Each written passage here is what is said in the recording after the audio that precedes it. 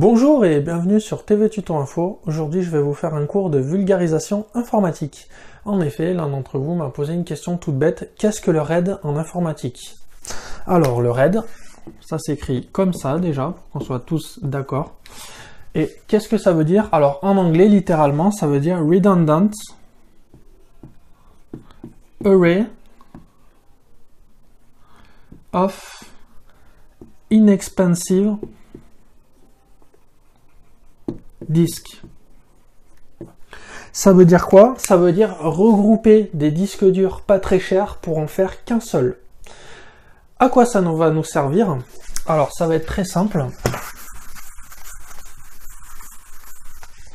Ça va nous servir à obtenir soit de la sécurité, soit de la performance, soit les deux.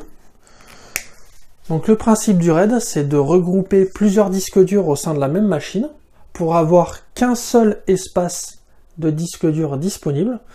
Et dans cet espace de disque dur disponible, on va choisir de lui demander de nous donner soit de la performance, soit de la sécurité. Alors il faut savoir qu'il y a plusieurs niveaux de RAID. Donc par exemple, je vais commencer par le niveau le plus simple, qu'on appelle RAID 0. Le RAID 0 consiste en quoi? Nous allons prendre par exemple deux disques de 1 Tera.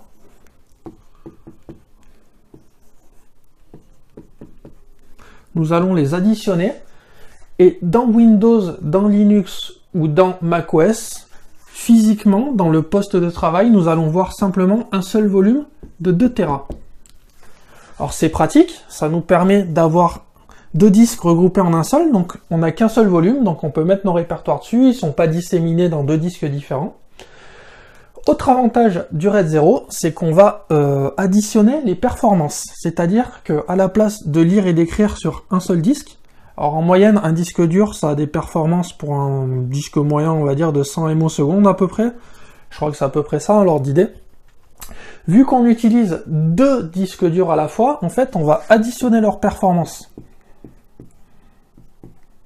Donc on va passer, à la place de 100 MO si on utilisait un seul disque, à 200 MO secondes. Donc les disques vont envoyer et recevoir les informations beaucoup plus rapidement. Et donc votre disque, votre PC ou votre Mac va régir beaucoup plus rapidement. Comment ça marche? Eh bien en fait, si on a une donnée A à écrire dans notre RAID 0, il y a une moitié de la donnée A qui va être écrite là, et l'autre moitié de la donnée A qui va être écrite là. Ok, donc on va écrire et lire en simultané sur les deux disques. Donc évidemment, nous allons donc augmenter nos performances. Par contre, ce n'est pas du tout sécuritaire. Pourquoi? Parce que dans mon RAID 0, si je perds un de mes disques, je perds l'ensemble de mon volume. Ok, puisque la moitié des données sont dans un volume. Si je perds un volume, je perds toutes mes données, pardon. Donc, le RAID 0 nous permet d'obtenir de très bonnes performances. Par contre, en sécurité, c'est 0. Alors, on va continuer notre exploration du RAID. Donc je me dis, moi c'est pas de la performance que je veux, c'est de la sécurité. Et bien à ce moment-là, je vais pouvoir peut-être utiliser ce qu'on appelle le RAID 1. Qu'est-ce que c'est que le RAID 1? Donc j'ai toujours mes deux disques, 1 Tera plus 1 Tera. Sauf qu'au lieu de chercher de la performance, je vais chercher de la sécurité. En fait, je vais obtenir dans mon poste de travail qu'un seul disque de 1 Tera. Pourquoi?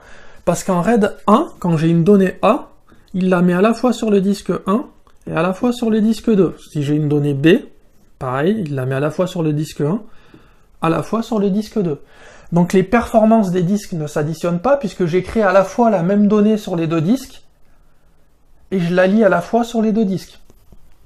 Non, c'est pas tout à fait vrai, je les lis sur un seul disque. Mais par contre, je les stocke sur les deux disques en même temps. Pourquoi le RAID 1, on dit qu'il est sécuritaire? C'est très simple, hein. Si jamais j'ai un de mes disques qui tombe en panne, étant donné que mes données sont dupliquées en temps réel sur l'autre disque, mon volume principal reste actif de manière tout à fait transparente.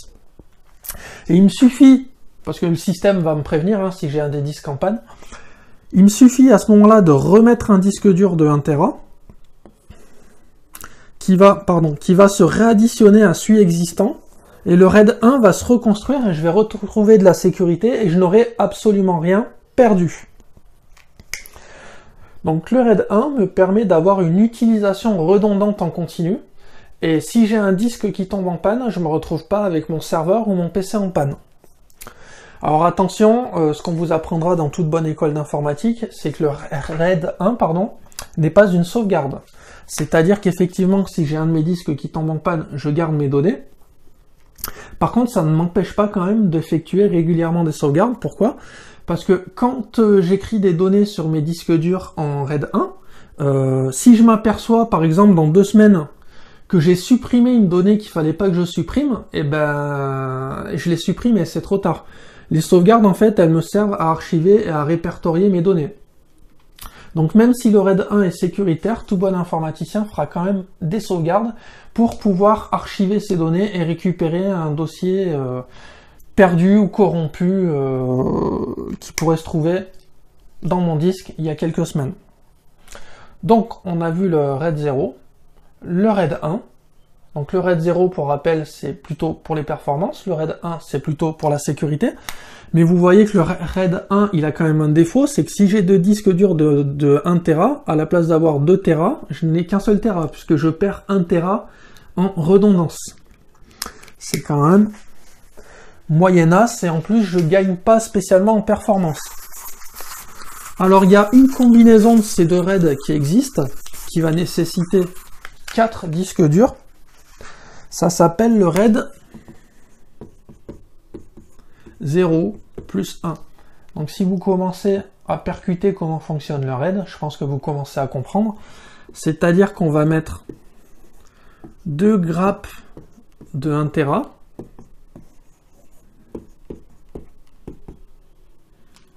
Pardon. Et à l'arrivée, ça va nous donner 2 Tera. Oui, parce que les grappes fonctionnent entre elles. Et en fait, donc dans la grappe numéro 1, les débits des disques vont s'additionner. Dans la grappe numéro 2, les débits des disques vont s'additionner. Par contre, il y a une grappe qui sauvegarde, qui duplique, pardon, je devrais pas utiliser le terme sauvegarder, je vais me faire taper dessus. Il y a une grappe qui duplique l'autre grappe. Donc ça veut dire que si par exemple dans ma grappe 1, je perds un disque, la grappe tombe. Par contre, étant donné qu'elle est supprimée sur cette grappe-là, je perds pas mes données et j'ai toujours mon disque de 2 Tera qui est visible. En fait, c'est un fonctionnement du RAID 0 additionné au RAID plus 1. C'est-à-dire que j'ai une grappe RAID 0, une grappe RAID 0, et ces 2 grappes RAID 0 fonctionnent en RAID 1. Ok? Gros désavantage de cette technologie, sur 4 disques durs de 1 Tera, en fait, j'en utilise que 2. Donc les informaticiens, ils sont pas trop bêtes, ils se sont dit quand même, on a une grosse perte au niveau quantité de disques durs sur ce système-là. Donc ils ont commencé à réfléchir à un système un petit peu plus évolué, pardon.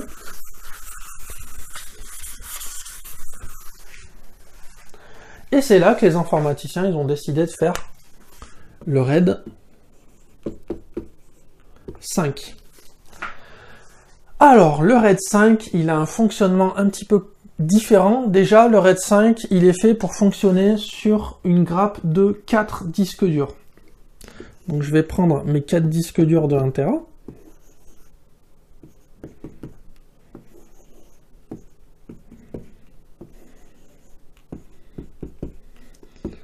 À l'arrivée, je vais avoir quoi?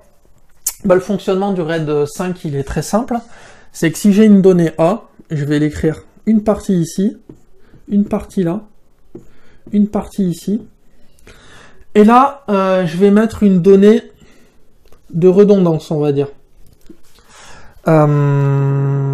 Si j'ai une donnée B, je vais écrire par exemple la donnée B2 ici, B3 là, B1 ici.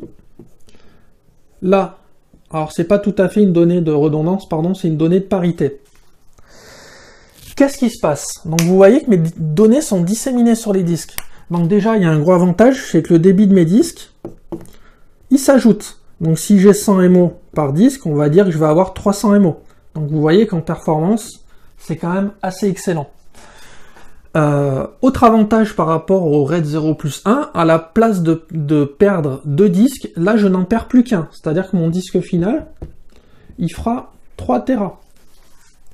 C'est quand même assez intéressant parce qu'on a un gros espace de stockage, on a de bonnes performances, on a de la sécurité, et on ne perd sur notre grappe que N-1, c'est-à-dire que sur mes 4 disques, on en perd 1. Qu'est-ce qui se passe si j'ai un de mes disques qui tombe en panne?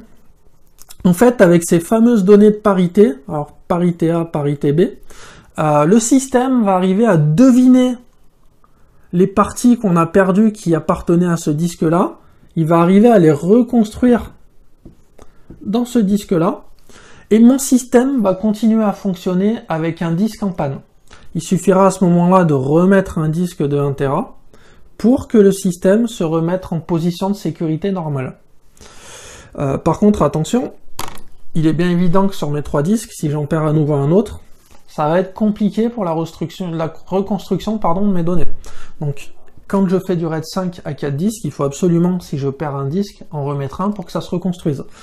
Le petit désavantage du RAID 5, c'est que si jamais je perds un disque, le système va continuer à fonctionner, donc je remets mon disque. Par contre, quand je rajoute un disque, il faut compter sur des volumes comme ça, entre, on va dire, 5 heures et 10 heures de reconstruction, c'est-à-dire qu'il va mettre un certain temps avant de reconstruire les données et de les restituer dans le disque que j'aurai à nouveau mis. Voilà. Donc je vous ai présenté les RAID les plus communs ou les plus connus entre guillemets. Vous avez tout un tas d'autres RAID avec des systèmes de fonctionnement un petit peu différents. Vous avez aussi des RAID constructeurs. Je vais vous expliquer ça. Donc j'espère que juste là vous avez bien compris le principe du RAID, à quoi ça sert, quels sont les différents niveaux de performance du RAID. Alors il est évident qu'en informatique, du coup, si on a l'occasion de faire du RAID, on va plutôt utiliser du RAID 5. Ok, parce qu'on a vu que c'est le plus sécuritaire, celui qui amène le plus de performance, et celui qui nous permet de perdre le moins de disques durs, entre guillemets. Et vous allez me dire, mais c'est super le RAID, mais comment ça marche? Où est-ce qu'on le construit? Eh ben, dans votre PC, par exemple, si vous avez une carte mère un tant soit peu évoluée, vous avez dans votre carte mère, dans le BIOS, une option pour faire du RAID. Donc dans votre propre PC, si vous avez cette option-là, vous pouvez mettre 3 ou 4 disques durs, avoir de la sécurité, avoir des meilleures performances. On utilise ça évidemment dans les serveurs. Il y a une autre utilisation grand public très très courante, et c'est là où je voulais en venir, et c'est de là d'où découlait la question qu'on m'a posée sur le site en fait. Un des principaux endroits où les particuliers peuvent utiliser le RAID, et même utilisent le RAID la plupart du temps sans le savoir, c'est dans les NAS. Network Attached Storage. En fait, c'est des espèces de petits disques durs qui se branchent sur votre réseau. Donc, les marques les plus connues, pour ne pas les citer, vous avez Synology et vous avez Knapp. C'est les deux marques que je conseille en général en NAS.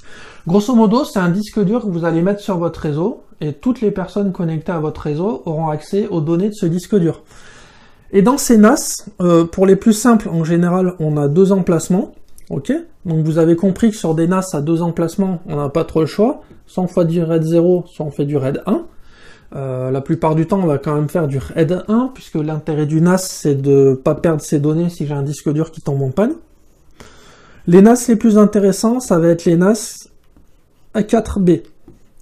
Et si vous avez suivi le cours, vous allez comprendre pourquoi. Pourquoi? Parce que si j'ai un NAS A4B, là, je vais pouvoir faire quelque chose de beaucoup plus intéressant. Je vais pouvoir faire du RAID 5. Et donc, je vais avoir de la performance, de la sécurité. Je vais avoir un disque dur réseau qui cartonne, dans lequel je suis sûr, si j'ai un disque dur qui tombe en panne, de ne pas perdre toutes les données qui sont stockées dans le NAS. Donc, vous voyez à quoi peut me servir le RAID.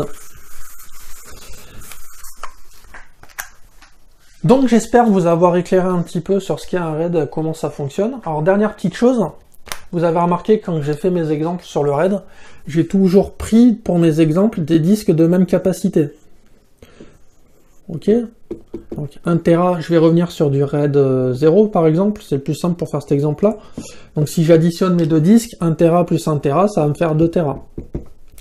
Par contre, j'en vois certains d'entre vous qui vont me dire, bah moi j'ai un disque de 1 Tera et j'ai un disque de 2 Tera. Est-ce que je peux les additionner pour faire du RAID 0 par exemple?